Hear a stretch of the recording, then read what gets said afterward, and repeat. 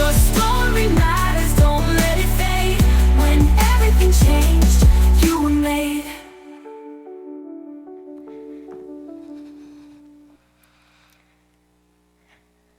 When everything changed, I was 29 years old. I was a woman, over-medicated, angry, and lost in the shadows of her significant health struggles and trauma. I was sitting on the stairs, staring at my hands, as I had done every single night, waiting for my husband to come pick me up and carry me to our bed. Why? Because I couldn't stand the notion of fighting against my broken body or lungs for one more moment. So throughout my life, I often envisioned myself in a ridiculous telenovela. And for those of you who don't know what that is, it's a Hispanic soap opera with a flair for the dramatics. My life seemed utterly absurd. Between my 4'0" father deciding that he wanted to be the next Pablo Escobar, to the constant emotional and physical abuse we went through, to never quite finding the right pastimes in the form of drugs, drinking, partying, to always ending up in the hospital. I mean, I had to be on some silly TV show, right? Like Punk'd. I was ready for someone to pop out and say, "Surprise, you're on our TV show." I could never trust anyone. Every single time I turned around, some other human made me feel less than, like an object that could be thrown away. Like when I was 14 years old and I finally escaped an abusive ex-boyfriend who was years older than me, only to have him rip my virginity away from one stupid mistake. I just had to let him back in my house one more time for closure, you know? Or like when I was 16 and I decided I was going to run away after an excruciating health condition had me down for weeks. You see, I had it all planned out. I was going to run away from home and live happily ever after with my boyfriend. Where did I actually end up? Locked in the basement of a woman who housed runaway teens in Atlanta. I had to pay to stay there, and I had to pay even more to leave. It took me a week before I found enough people to give me the money that I needed to get out of that locked basement. My mother had to take myself and my 3 siblings and escape Atlanta, Georgia, because, my father, Pablo Escobar wannabe, he decided that he was going to screw over someone who was in the mafia.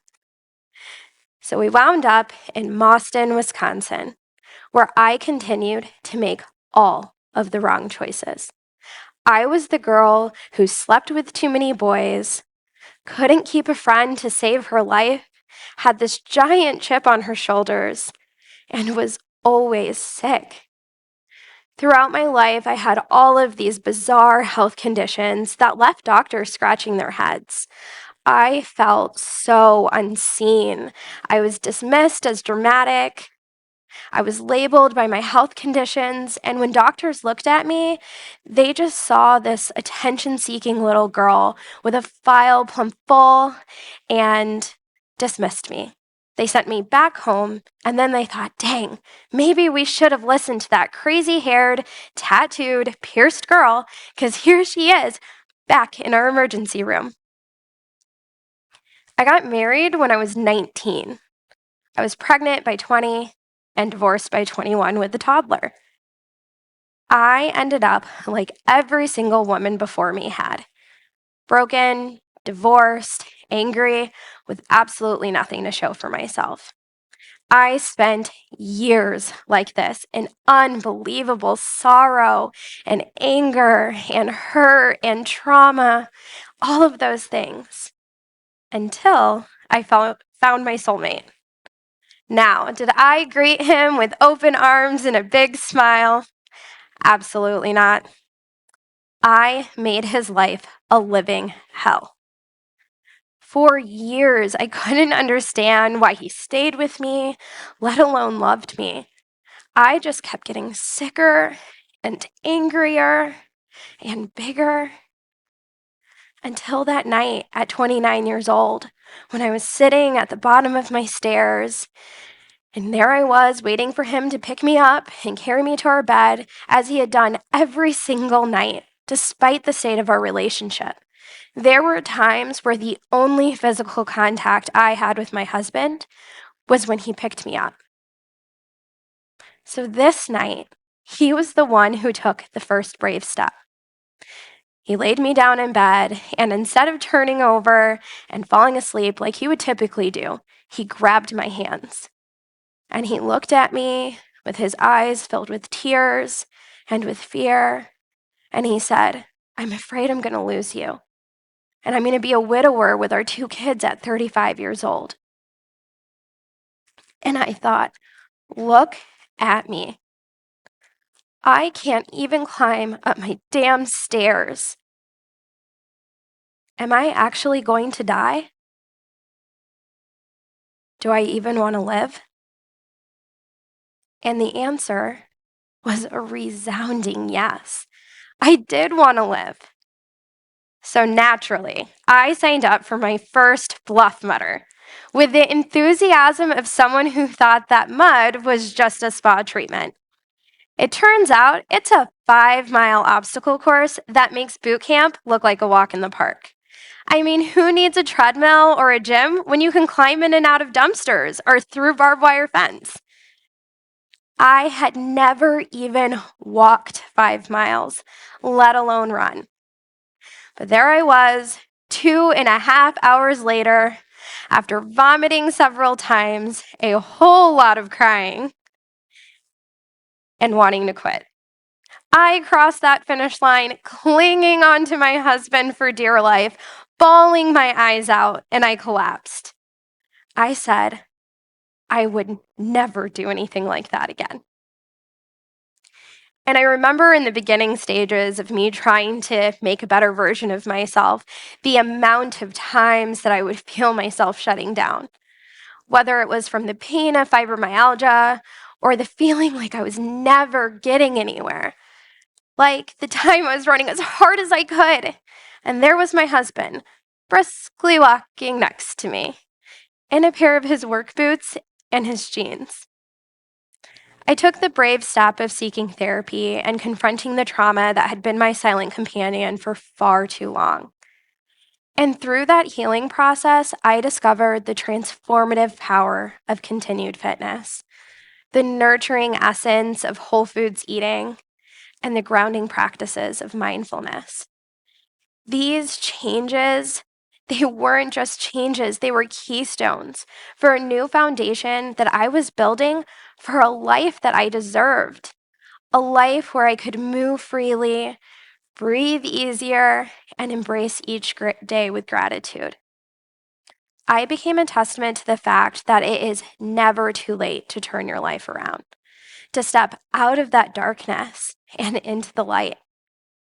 So let's take a moment here and think about that bluff mutter, right? Because that was a really pivotal time for me. What I realized was it was a metaphor for my life. Those dumpsters, they weren't just dumpsters. They were the dark, confined spaces that housed my fears and my doubts. And emerging out of each one of those was like a rebirth, a small victory in the larger battle that I was fighting. Going through those swamps, each and every muddy step was a lesson in charting a course through the inner wilderness of my mind. The barbed wire was the physical and emotional pain that I had to learn how to maneuver through, protecting and healing myself in the process. And as I ran, or more accurately, stumbled through that course, I realized that that was the moment that I stopped running from my problems and I started running towards solutions. Crossing that finish line and holding on to my husband, that wasn't just for physical support, but a profound thank you for being my rock when everything else felt like quicksand. And in the days that followed, as I nursed my aching body and my bruised ego, I realized that that was it. That was the moment that I was going to start defining myself, not by my medical conditions, not by my past, not by all of the trauma that I had experienced in my life, but by my resilience, but my will to keep going on. Going through therapy, that was incredible. It was like peeling back layers of an onion each and every single time, revealing more about myself than I ever knew existed. And it was hard and it was uncomfortable, but it was so worth it because it taught me that I was more than my past. It taught me that I could forgive myself, that I could forgive the people around me who had hurt me and not hold on to that shame any longer. I wasn't that same 14-year-old girl or 16-year-old girl. I wasn't the one who was a single mom divorced or the one who was a terrible parent or this awful wife. I could be more than that. And what I put into my body was so much more than just eating and nourishing my body. It was a direct reflection of how I felt about myself. It was about honoring my body. So now, am I telling you guys to go sign up for a Bluff Mutter? Am I telling you to go get in and out of those dumpsters? Or that if you just start eating whole foods, your entire life is going to change? Absolutely not. You know, we listen to all of these amazing speakers today, and we have social media and we see all of these beautiful stories, and we try really hard to not let it get to you. And, you know, we hear that old adage all of the time, comparison is the thief of joy. And we all understand what that means, but like intricately, do we understand why? And at the level that we're at, it's really simple. It just means that each and every one of us was uniquely and beautifully designed to be on this earth as us and no one else. Do you ever wonder why on social media we're inundated with all of these people who are saying, I have the next diet solution. I have the answer that's going to save your life. Follow me and your autoimmune disease will be cured. And you see these people and they're going on the keto diet and they're going on the carnivore diet, and your friend, she's eating that salad and she's so satiated and she feels great. And you're eating the salad and you feel like you're starving. Why does it work for her? Why did that social media influencer all of a sudden started eating less broccoli and now her autoimmune disease is cured? It's because they did what works for them. What's good for one person may not be what's good for you. Going to therapy was one of the things that brought me healing because I didn't have a voice when I was younger. I couldn't share how I felt. I was wrong. That didn't really happen. They didn't believe me. So I got to speak in front of someone who could understand me and who did believe me. And that was part of my healing process. Now, for someone else, that may not work. So, what works for you? What about you do you need the most? And that sounds so silly, right? Like, how are we going to figure that out? Doing things like practicing mindfulness, being present with yourself, realizing that the food that you put in your body truly is this beautiful, magnificent thing that fuels us, that nourishes us, that honors us. Finding those foods that make you feel good instead of looking for the foods that make you feel tired, that make you feel angry. What does that look like? So for me, I got so lucky because I hopped on the bandwagon. I went on the keto diet. I dropped 50 pounds and I thought that was amazing. I was feeling great. I was healthy. I was running. But then that was it. And I couldn't lose the rest of the weight and I couldn't quite get healthy enough. And then I found somebody who told me about holistic healing. And I found someone who said, hey, let's pay attention to how your body feels as you're eating these things. When you eat that salad for a week because, hey, that's what you need to do to lose weight, how did you feel an hour after that? Oh, yeah, you're right. I have like no patience. I thought that was just me. No, it wasn't just me. It was that I wasn't honoring my body the way that I needed to. I needed more sustenance. So things like reconnecting with yourself and understanding that you truly can't compare your journey to the next person. You can't do the same thing that someone else does because they're not you. You are this beautiful vessel, and no one else can be on the same journey that you're on. So going back to rediscovering what that looks like for you and what that feels like for you. Now, when we think about 2024 and we think about all of the things that we have done and all of the social media stuff that we're inundated with all of the time, we get overwhelmed, and our bodies aren't made to be overwhelmed in this way anymore. So really getting back out to nature, getting back to yourself, that's what you need to do. Whatever feels good to you, going for a walk, going for a run. So for me, those changes, those keystones, they redefined me and rebuilt me. So here I am 6 years later, and I'm standing in front of you, and I'm not just a survivor. I'm a conqueror. I'm 85 pounds lighter than what I was, but a lifetime lighter than what I was.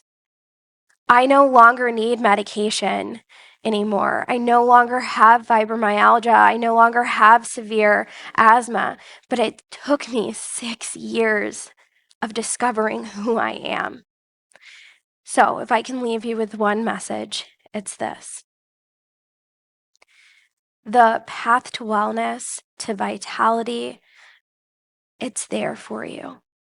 And I don't say this to say, look at me. I say this to say, look at you. Look at what you are able to accomplish. Look at what you are able to achieve. Health and vitality and happiness, it's right there for you. All you have to do is take that first step. Keep moving forward until you too cross your finish line. Thank you. Your story